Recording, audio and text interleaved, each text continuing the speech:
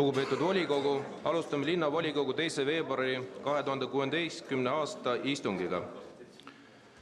Kõigepealt palun registreeruda nendel volikogu liikmetel, kes soovivad esineda avaldusega. Selleks palun puldilt vajutada klahvkõne.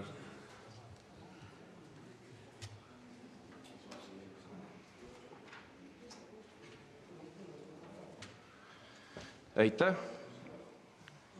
Registreerunud on Hanno Mato.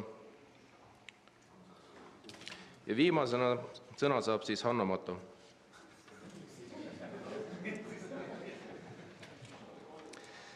Nüüd asume tänase päevakorra juurde. Tänases päevakorras on meil üks punkt. Vastavalt linnavolikogu töökorra paragrahv 18 lõikele 3 ei saa umbusalduse avaldamise eelnõu menetlusest tagasi võtta ja kuna umbusalduse avaldamine on meie päevakorra ainuke punkt, siis loen päevakorra kinnitanuks ilma hääletamata. Palun. Lugupeetud volikogu juhataja, kas teil on informatsiooni, kus viibivad Keskerakonna saadikud? Et minu silm tuvastab praegult. Tundub, et nagu ei ole peale teie ja... See ei ole protseduuriline, aitäh. Nii, enne päevakorra juurde asumist on mul küsimus. Kõneks registreerunutele, kas keegi soovib algatada umbusaldust?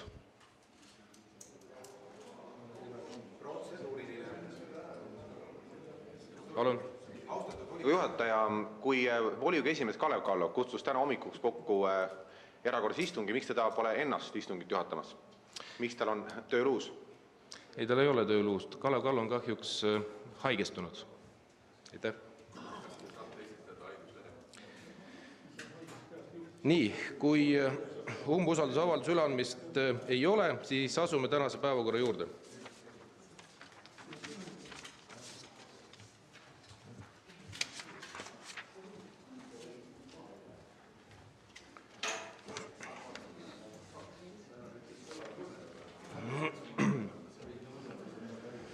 Päevakorrapunkt number 1.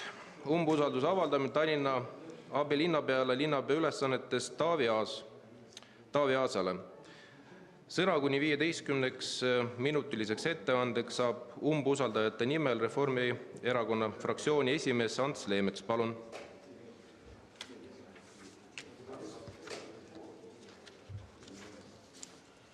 Lugupeetud volikogu juhataja, tere hommikust, lugupeetud kolleegid, kes te kohale tulite. Täna me arutame siis seda punkti, nagu ikka hommikuti, et hommikused istungid ongi tavaliselt sellised, kus me arutame umbusaldusi ja kus Keskerakond ei tule kohale ja saadab siia oma kaamerad, et siis hiljem seda kõike täpselt näidata. Ja siis erandkorras on tulnud ka umbusaldatav ise kohale, mis on harvaesinev asi, aga ju talle pakub mõnu hommikul tulla vara, ergastada ennast veidi ja siis minna rahulikult jälle tööle.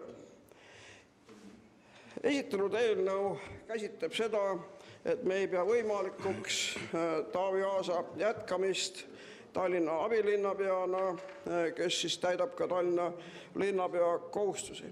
Seekord ei ole etteheiteks mitte Taavi Aasa tööd ja tegemised, vaid hoopiski see, et linnavalitsuse juhina, küll ajutise juhina, aga siiski selle juhina on ta käitunud viisil, mis ei anna meile teist võimalust kui avaldada talle umbusaldust. Meil ei ole võimalust esitada umbusaldust linnaosa vanematele, kelle vastu see on sihitud, kuna seda ei luba Tallinna põhimäärus.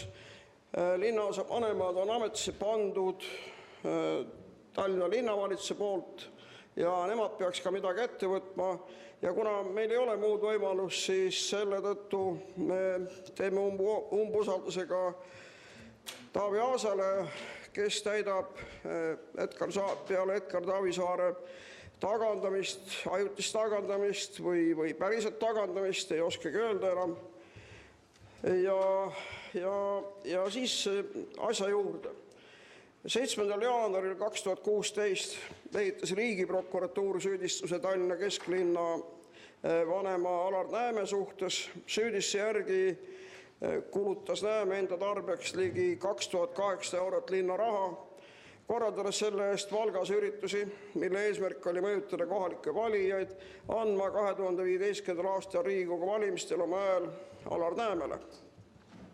Tallinna põhimääruse paragrahv 104 lõike 3 järgi on linnavalitsusel õigus linnapea ettepanekul linnaosavanem ametist vabastada, kuulates seejuures ära ka linnaosa halduskogu arvamusi. Linnapea kohuseid täitval abilinnapeal on kohustus reageerida niivõrd tõsistele süüdistusele, võttes ette vajalikke samme, eriti arvestades, et kesklinna halduskogu otsustas oma 12. jaanuari koosolekul, et halduskogu hinnangul peab Alar Nääme süüdistuste tõttu ametist lahkuma.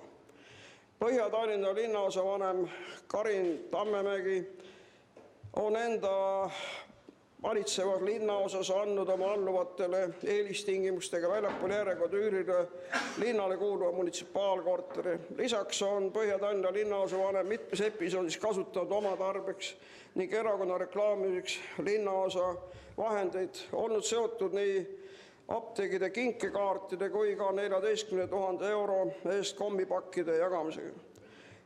Tallinna linnavolikogu revisjonikomisjon leidis augustis oma kontrollaktis muu hulgas, et Põhja-Tallinna linnaosa valitsus on linnaosa eelarve kasutamisel rikkunud mitmeid õigusakte.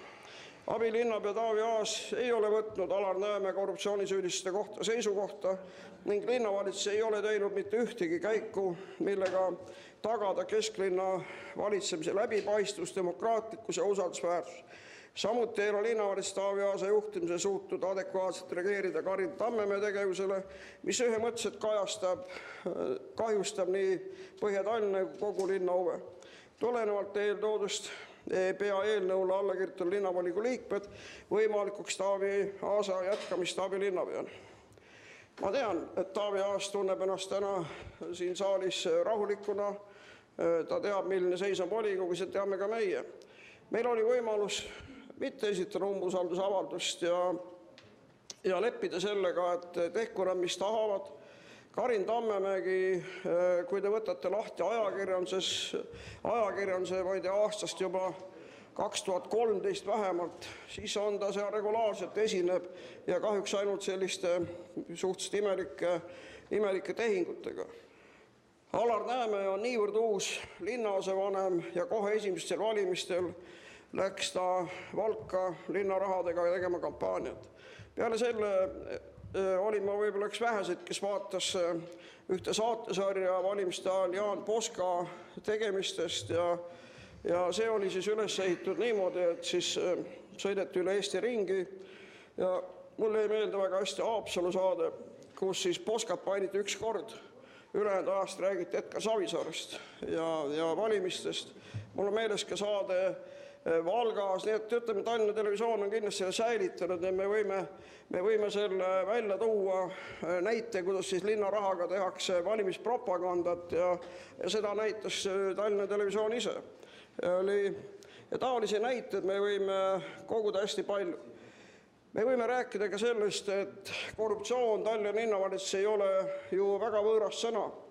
Mõelge kas või selle peale, kui palju tänase umbusaldatava Taavi Aasa kabineti lähedalt on käinud läbi nõunikke, kellel on olnud probleeme seadusega.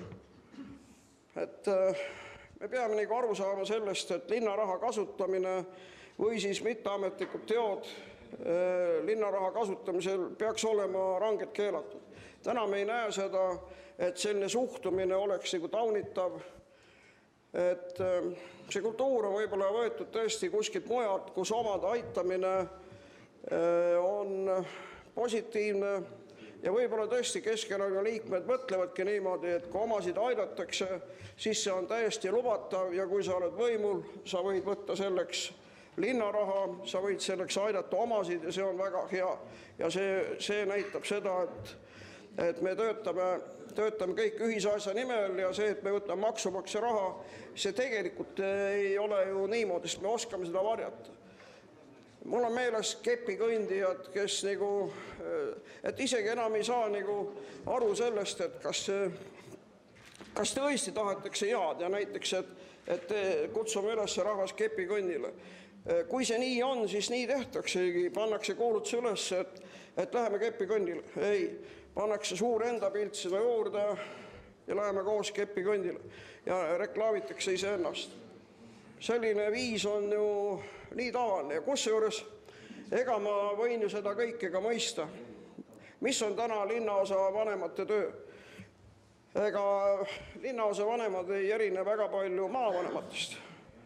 Maavanemad, eriti väiksemates maakondades, ongi sellises olukorras, kus nende tööülesanded on vähenenud. Kui me mõtleme linnaosa vanema peale, siis nende tööülesanded hulk ei ole viimasel ajal suurenenud, halduskogud ei otsusta enam mitte midagi ja kusjuures halduskogu ei oma ka mingit erilist suhet linnaosa vanemaga. Selline kontrollorgan ka koha peal on olematu ja linnaosa vanemate põhikohustus ongi võtta valimistel hääli. Ja nad täidavad seda kohustust võrdlemisi edukalt. Linnaosa vanemad on edukad ja valimiste eel te võite kohata linnaosa vanemat ennast või siis tema esindajaid üle Eesti. Nimelt on linnaosa vanemad nimesid mainivad hetkel, kuna ma liigun Eestis suhteliselt palju ringi, siis teatud perioodil on võimalik kohata keskerakondlikke gruppe, kus siis nagu pensionäre või muid kihte siis viiakse ekskursioonidele. See ei ole ka mingi eriline saladus, see on ka pressist läbi käinud ja seda tehakse suhteliselt totaalselt. Meie ülesanne, kes me oleme opositsioonis, on järjekindlalt tuua välja seda, et sellised teod on lubamatud ja katsuda teha nii, et linna maksumaksjate raha kasutatakse ainult linna asjade ajamiseks ja mitte millegi muu jaoks. Ja seetõttu ongi ellu kutsutud see umbusaldusavaldus, olles väga hästi teadlikud, mis olukord on volikogus ja siis teadmiseks keskerakondlastele. Keskerakond ei ole saanud tallinlaste käest nii palju hääli, kuivõrd on kohtade arv saalis. Opositsioon on saanud rohkem hääli kui Keskerakond. Paraku meie valimisteks kasutatav tondimeetod on võimendanud siis võitja hääled ja see valimissüsteemi kohalikel valimistel rakendamine võib-olla peaks leidma ka oma otsa. See võimendus tähendabki seda, et siin saalis on enamus Keskerakonna fraktsiooni käes ja see võimaldabki linnavalitsusel tegutseda nii julgelt ja nii nahaalselt. Mina usun seda, et meil on võimalus linnavalitsust kutsuda korrale, meil on võimalus korrale kutsuda neid, kes tahavad rikkuda ausa mängu reegleid ja see on meie kohustus ja me hakkame seda jätkuvalt tegema. Seega eelnõu on üle antud ja ma tänan. Aitäh, lugupeetud ettekandja, äkki on teile küsimusi ka?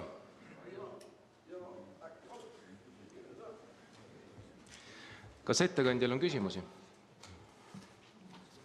Ei ole. On ikka. Ei, see on edasi-tagasi hommiku ei. Madis Kübar, palun. Aitäh. Lugupeetud ettekandja, kuidas teile tundub, et kas sellised välkkorras hommikused istungid linnavolikogus, et kas need on sellised, mis arvestavad kõigi volinike siis töögraafikute ja võimalustega, et nad saaks siin osaleda? Aitäh. Lugupeetud kolleeg Kübar, seda asja saab võtta nii ühest kui teisest küljest. Olukord on tunduvalt paranenud. Nimelt eelmine volikogu esimees härra Vitsut kutsus meid alati kokku kell 8 hommikul. Praegune olukord on muutunud ja kell 9. Paraku ei ole sisu muutunud. Sisu on ikkagi see, et normaalne inimene läheb selle all tööle ja ta ei ole arvestanud sellega, et ma saan tulla volikogusse ja inimesed on nagu põhitööl. Paljud siin volikogus ja linnavalitsus arvavadki, et see ongi nagu meie põhitöö.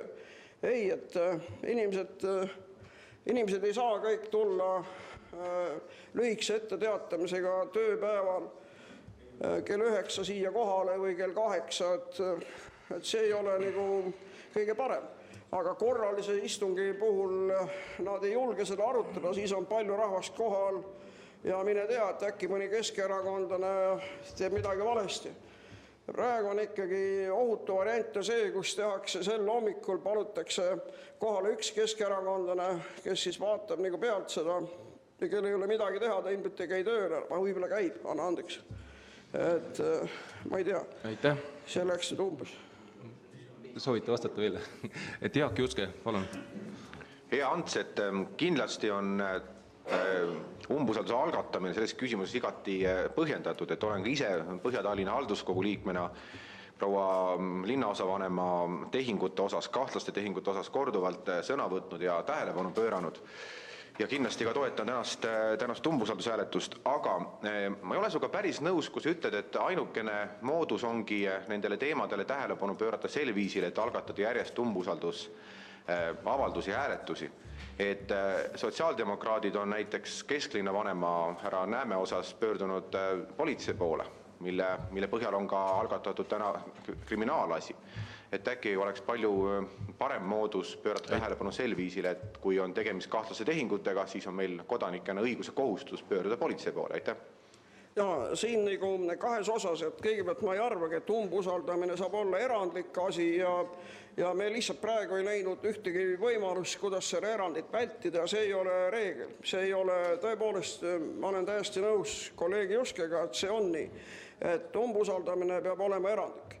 Ja nüüd, mis puutub politseisse pöördumisse, siis ma olen erakondade rahastamise jälgimise komisjoni asendusliige ja olen viibinud istungitel, kus kõiki neid küsimusi Tallinna linna raha kasutamise on arutanud ja on pöördunud ka politsei poole. Et ma olen teadlikult tegutsenud ka selles suunas, et õigusorganid ikkagi pööraksid sellele tähelepanu ja antud asja puhul ka seesama komisjon pöördus politsei poole. Nii et ei, me püüame igal moel välja tuua neid asjaolusid ja on ta siis arupärimistega või lõpetades siis selle erandliku umbusaldusega. Nii et selles mõttes, kolleeg Juske, teil on õigus, me püüame igati teha nii, et see linnaraha kasutamine oleks igati õige. Aitäh. Toivo Jurgenson, palun. Aitäh.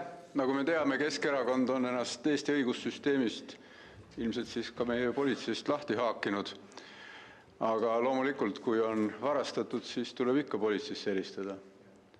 Aga kuidas Nääme on hakkama saanud nagu oma praktilise tööga siin kesklinnas? Aitäh. Vaata, lugupeetud kolleeg Jürgenson, mul ei ole nagu aimugi. Televisiooni ma ei vaata, ma tean, et seal on Näämes tehtud paar filmi, selline või üks või kaks filmi ma olen kuulnud, et kus teda ülistatakse, aga ise ei ole kokku puutunud, olen nagu Aaberstist ja ei oska Alar Nääme kesklinna vanema rollile hinnangut anda, küll aga selle teoga on ta ju näidanud, et ta on täiesti sobimatu sellele ametile ja linnaraha kasutamine. Valimiskampaanial oli kõigil näha ju, kuidas Nääme tegutses Valgas. Et see ei ole küll kohane. Vastatuse küsimusele ei tea täpselt, mis ta seal iga päev teeb, aga see tegu on nüüd igal juhul selline, mille puhul me reageerime.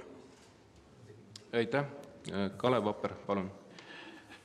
Minu tubli vaarisa ja vanavanaisa on pärit Muhu saarelt ja Muhu saarel väidetavalt oli kunagi selline tore kord, et juhul kui inimene valiti sellise kogukonna ees olevasse ametisse, siis küsiti kõigi käest, et kas keegi oskab selle inimese kohta midagi halba öelda või kas tema isa kohta on öelda, et ta on kunagi valetanud või varastanud.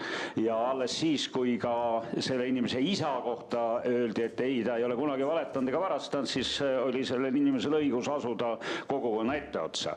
Ehk tänapäeval me oleme neid moraalireegleid tunduvalt õgvendanud ja siit minu küsimus, et võib-olla peaks jälle pisut riigi tasandil, kus ju Reformierakond valitsuse eesotsas on, võtma vastu mõningaid uusi õigusakte, et taas karmistada olukorda. Lugupeetud kolleeg Vapper, et paraku selline nostalgiline vaatamine minevikku meid sel puhul praegu ei aita. Praegu on toimetatud niimoodi, et on küsitud küll kogukonna arvamust, aga selle kogukonna nimi on Keskerakond. ja leiti, et üks mees sealt Valgast tuleb nagu edutada ja kogukond nimega Keskerakond tegigi otsuse, et paneme ta paika. Ja keegi teda ei valinud, vaid selleks tuleb meeldida erakonna juhtfiguuridele. Et see ongi tänapäeva selline karmistunud meetod siin linna džunglis ja mingit pastoraalset sellist olukorda, kus kohaliku rahva, kes küsitakse, seda ei ole. Igal juhul on sul õigus selles, et me peame tegema olukorra, et linnaosa vanemad valib halduskogu. Ja selle poolest ma usun küll, et see väärib seaduse muudatus, et kogukond peabki avaldama arvamust, sul on selles mõttes täiesti õigus ja mina ise usun nii, et tuleb üks õigusakt, kus muudetakse ära see, et linnavalitsus määrab halduskogu või määrab linnaosa vanema, vaid seda hakkab valima halduskogu. Kas olukord sellest muutub või mitte, aga vähemasti see vorm on märgatavalt demokraatlik. Aitäh. Priidu Pärna, palun. Aitäh. Mul oleks veidi laiem küsimus kriminaalse Tallinna teemadel, et äkki me peaksime natukene vaatama kaugemale, et kui nüüd Keskerakond on ennast õigussüsteemist lahti haakinud, et siis võime ju eeldada, et sealt edaspidi ka tuleb välja kurjategijaid. Et kas ei peaks mitte, minu ettepanek on Tallinna linnavolikogu kodukorda muuta, et keelata näiteks kurjategijatel selles majas viibimine, et ma tunnistan ausalt, et mul ausa linnakodaniku ja volinikuna ma tunnen ennast ebamugavalt, kui ma pean viibima ühes ruumis kurjategijatega, et praegult ma pean silmas muidugi peasekretär Toobalit. Aitäh. No ütleme, et kui küsimust võtta nagu laiemalt, siis paraku see on nii, et kui kellelgi on kehtiv karistus, ta ei tohigi võtta omavalitsuse asjade ajamisest aktiivset osa ja ma loodan, et Toobal ei ole tulnud volikogu nõunikuks, et ma tean, et ta on ühe kogukonna peasekretär. Hoolimata sellest siis, kas ta on süüdi Eesti õigusruumis või mitte, ta kõlbab ikka selle sama kogukonna peasekretäriks ehk siis igapäevaseks juhiks, kuna päris juht siis viibib Šveitsis praegu. Et see või nominaalne juht viibib Šveitsis. Et seetõttu mina arvan isiklikult niimoodi, et kõik võivad eksida, kõik võivad saada karistatud, aga sel ajal, kui karistus kehtib, ei ole tal ei siia majja ega siis ammugi linna juhtimisse nagu asju. Aitäh. Head küsijad, püüame ikkagi ajapiiridest kinni pidada, et 30 sekundit on küsimuse esitamiseks ja Anto Liivat, palun. Aitäh. Hea ettekandja, te mainisite oma kõnes, et abilinnapea ülesannetest Taavi Aas tunneb ennast täna siin meie seas rahulikult. Ma julgen selles kahelda. Taavi Aas on pikaajalise kogemusega linnajuht ja küllap tahaks oma otsuseid ja valikuid langetada isiklikest tõekspidamistest ja südametunnistusest lähtuvalt tõtt-öelda, aga ei ole need olnud minu hinnangul alati tema valikud, sealhulgas vastne kohustus nimetada Tallinna Jäätmete Taaskasutuskeskuse arendus- ja müügijuhina tööle kriminaalkorras karistatud Lauri Laasi. Milliseks teie hindate ametist tagandatud linnapea Edgar Savisaare rolli täna pealinna juhtimisel? Tundes seda väga pikka aega kunagistest rahvarindu aegadest, siis ta on kogu aeg juhtinud. Ta on kogu aeg juhtinud ja ma usun, et ta juhib Keskerakonda edasi, aga juba tükk aega tagasi on tema juhtimise ulatus muutunud. Ja ta ei tegele, ma arvan, reaalsete linna asjadega juba tükk aega. Aga personalipoliitikas ma olen täiesti kindel, et Edgar Savisaar mängib väga olulist rolli ja juhtivat rolli ja oluliste otsuste vastuvõtmisel ka. Aga kõik me mäletame, et kui Edgar Savisaar siit samast puldist esines, ega ta näiteks linnaeelarve tundmises meile niisuguse õpetussõnu ei jaganud. Ta ikkagi noomis meid küsimuste ehitamise eest ja nii edasi. Et igapäeva linnaelus ei ole ta, ma arvan, et mingit olulist tähendust, aga kõik olulised otsused ja personaliotsused on ikkagi, ma arvan, et tema pärusmaa. Mõned kutsuvad abilinnapead linnapea üles Mr. Nobodyks aga see on nende väljend. Mina ütlen, et ma usun, et abilinnapea Taavi Aas teeb oma tööd oma nägemise kohaselt ja ma ei arva, et ta on antud küsimuses selline otsustaja tegur. Ta lihtsalt on selle posti peal ja kes on võtnud endale ametiga vastutuse, see peab ka vastutama. Et see ei ole isiklik umbusaldusavaldus Taavi Aasale, vaid talle kui selle ameti täitjale, kes on meie arvates jätnud midagi tegemata. Nii et kui me hakkaksime Taavi asja arutama, need on hoopis teised küsimused ja seal on palju vaieldavaid asju ja hoopis teine lugu oleks. Me räägime täna ikkagi 2 linnaosa vanemast ja siis abilinnapea rollist täna, juhtides Tallinna linnavalitsust, peab ta võtma ka vastutuse juhtimise. Üks keerulisemaid, raskemaid asju ongi vastutuse võtmine ja see ongi, mille eest nagu makstakse palka ja mitte halba palka siin Tallinna linnas. Aitäh. Küsimusi rohkem vist ei ole. Aitäh. Vastavalt linnavolikogu töökorra paragrahv 18 lõikele 4 läbirääkimisi ei avata. Vastavalt töökorrale on umbusaldataval õigus esineda kuni 15-minutilise kõnega kõnepuldist. Kas umbusaldatav soovib seda õigust kasutada? Ei, aitäh. Aitäh. Asume siis lõpphääletuse juurde. Viin läbi kohaloleku kontrolli.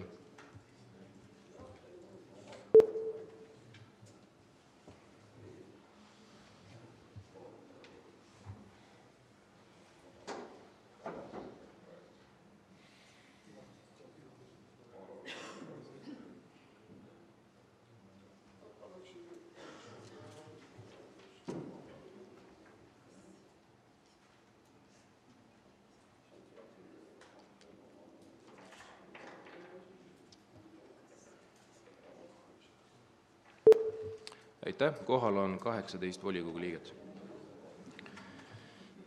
Hääletamine on avalik vastavalt kohaliku omavalitsuse korralduse seaduse paragrahv 45 lõikele 2. Lugupeetud volikogu liikmed, panen teie ette lõpphääletuse linnavolikogu otsuse eelnõu umbusalduse avaldamine Tallinna abilinnapeale linnapea ülesannetes Taavi Aasale. Palun teid võtta seisukoht ning hääletada.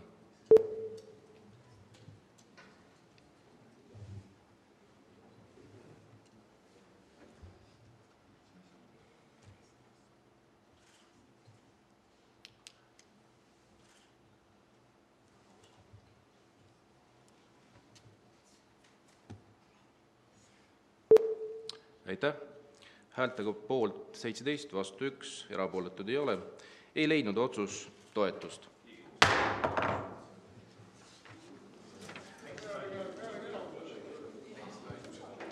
Nii, jätkame istungiga. Sõna saab Hanno Matto, palun. Head volikogu liikmed, umbusaldus läks nii, nagu Ants Leemets prognoosis. Ei läinud läbi. Olen siin, et sisse anda arupärimine abilinnapea Arvo Sarapule. Nimelt, kui korruptsiooni peetakse ja tajutakse sellisena, kus kellegile liiguvad mingid materiaalsed väärtused, siis tegelikult on ju korruptsioon ka ametikohtadega kauplemine ja oma sugulaste, oma erakonnakaaslaste eelistamine. Minu päring Arvo Sarapule on seotud Riigikohtus süüdi mõistetud keskerakondlase Lauri Laasile ametikoha loomisega Tallinna omandis oleva munitsipaalettevõtte võttes. On üsna kummaline, et kui ettevõttele tehakse eelarvet, selle kinnitab nõukogu ära 2016. aastaks, siis vahetult peale seda leitakse, et ei, et meil on vaja ikkagi juhtkonda teha veel üks kõrgelt makstud ametikoht juurde. See tekitab küsimusi. Abilinnapea Arvo Sarapuu on küll vastanud, et ta vaatas Lauri Laasi silmadesse ja nägi, et poisil huvi on. See on täpne tsitaat Äripäevast. Minu meelest ei ole korrektne luua maksumaksja raha eest ametikohti, kõrgelt makstud ametikohti linna omanduses olevates ettevõtetes sellepärast, et abilinnapea vaatas kriminaalkorras karistatud Riigikohtus süüdi mõistetud keskerakondlasele silma ja nägi seal huvi. Mina ütlen, et see on huvide konflikt. Võib-olla mitte seaduse mõttes, aga eetika mõttes kindlasti. Ja ma soovingi nendel teemadel Arvo Sarapuult vastuseid, mis asjaoludel selline ametikoht loodi.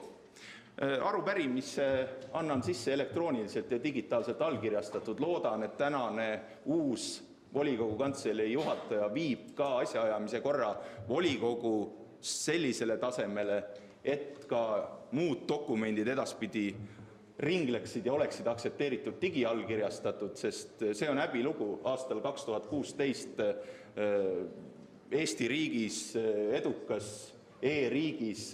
Me ei saa volikogus ajada asju digitaalselt. Aitäh!